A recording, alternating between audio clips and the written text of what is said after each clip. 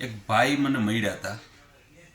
મને કહે મારા ઘરનાને માનસિક ટેન્શન બહુ આવે છે અને આમ એકદમ ચિંતામાં જ રહીએ જાજો ટાઈમ.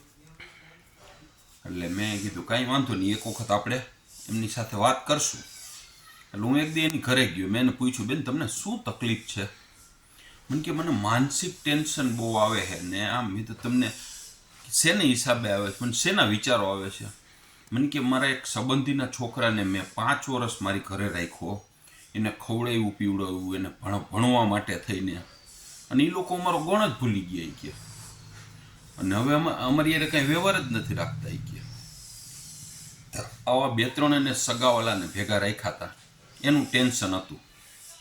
મેં કીધું ના બરોબર છે, સાચી વાત છે, આ વસ્તુ આવે જ કીધું. હું તમારી પાસે અઠવાડિયા પછી આવીશ, શક્ય હોય ને તો તમે ટેન્શન ઓછું કરવાનો પ્રયત્ન કરજો. પછી હું અઠવાડિયા પછી ગયો તો એટલું ને એટલું ટેન્શન હતું, કંઈ ઓછું ના થયું. પછી મેં એમને શાંતિથી બેસીને વાત કરી. મેં તમે કોઈ ભિખારીને પૈસા દીધા હોય ક્યારે એવું સાંભળે છે? મને કે હા, મારે ત્યાં કોઈ માગવા આવે ને હું 10 રૂપિયાની નોટ તરત આપી દઉં. મેં તમે ભિખારી પાસે કોઈ દી માગ્યું કે આનું તારે મને વળતર આપવું જો હો, તારે મને આશીર્વાદ એવા દેવા જો હે કે મારો આમ ખુશખુશાલ થઈ જાઓ? તમે કોઈ દી માગ્યું ભિખારી પાસે? એ કે આપણે થોડું ભિખારી પાસે માગવાનું હોય, આપણે તો ભગવાનનો ડર રાખીને એને દેતા હોય કે આપણે પૈસા દઈ તો આપણું સારું થાય, ભગવાન આપણું સારું કરે. બરોબર છે. પછી તમે હવેલીએ ક્યાંય દાન પૂન કરો કે મંદિરે ક્યાંય દાન પૂન કરો કે બીજા કોઈ વ્યક્તિને દીધું ત્યાં ઇન્સ્ટન્ટ તમે એમ કહો છો મને આપી દે? મને કે ના ના, આપણે તો ભગવાન, આપણે તો આપણા સુખ માટે દેતા હોય.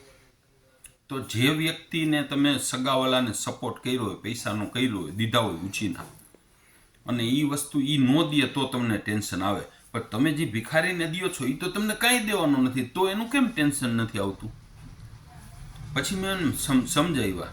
મેં કીધું ગમે એ વ્યક્તિને તમે જેને દો છો ને, જેનું કામ કરો છો ને, એ તમારાથી નાનો વ્યક્તિ છે. નાના વ્યક્તિ પાસે માગવાની આશા ન રખાય.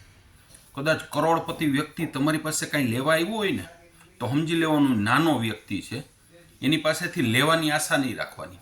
એ ક્યારે તમારી પાસે લેવા આવ્યો હોય કે તમે એનાથી મોટા છો, તમે એને કંઈક આપી શકો એવી કેપેસિટી તમારામાં છે, ત્યારે એ વ્યક્તિ લેવા આવ્યો હોય. એમ તમે તમારા ભાઈના છોકરાનું 5 વર્ષ અહીંયા સાચવો તો એનાથી છે ને પહોંચાય એમ નહોતું ભણાવવામાં કે XYZ સિટીમાં રહેવામાં, એટલે તમે સાચવો હતો.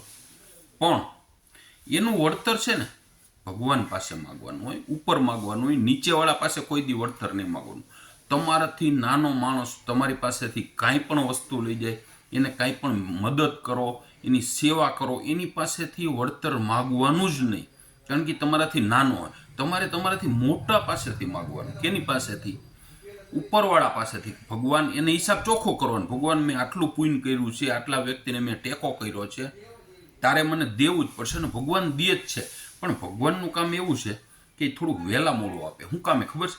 આપણું આગળનું કંઈ બાકી હોય, જમા ઉધાર હોય ને, માની લો કોઈક દુકાનવાળાને આપણો છોકરો 10,000 દઈ આવ્યો હોય કે મારા મમ્મીને આપી દેજો, તો દુકાનવાળાને જો પૈસા બાકી હોય ને તો એ કાપીને પૈસા આપે.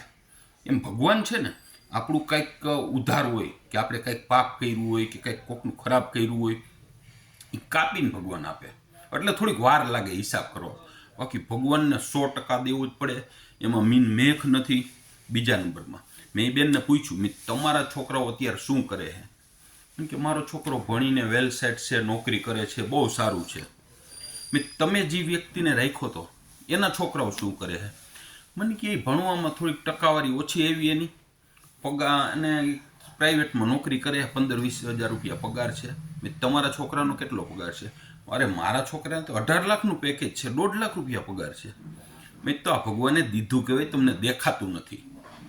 દીધું કે નથી દીધું? તમને જે આ તમારો છોકરો 1.5 લાખ રૂપિયાનો પગાર છે ને, તમને ભગવાને આપેલું છે, પણ તમને નરી આંખે દેખાતું નથી. તમે કોઈની મદદ કરો ને તો તમારી પાસે એવી આંખ હોવી જોઈએ કે તમને ભગવાન રિટર્ન આપે ને તો તમને દેખાવું જોઈએ. એ વ્યક્તિ કોઈ દી દુઃખી ન થાય. હવે એ વાત એવી બેનના મગજમાં ઉતરી ગઈ ને તો અઠવાડિયાની અંદર એને એટલા બધા આમ શાંત થઈ ગયા, નીંદરે આવવા માંડીને મોજથી રહેવા માંડ્યા. એટલે શક્ય હોય ત્યાં સુધી ખોટું ટેન્શન ના લેવું, ખોટી ચિંતા ના કરવી, બધું જ ઉપરવાળા સાથે છોડી દેવાનું અને મોજથી રહેવાનું, જેથી જિંદગી છે ને આપણી સારી જાય, આપણા પરિવારની સારી જાય, આપણા ઘરની અંદર શાંતિનું વાતાવરણ પેદા થાય. અને મજા જ આવ્યા રાખે, બરોબર ને? ભીખાલાલનું આવું માનવાનું છે.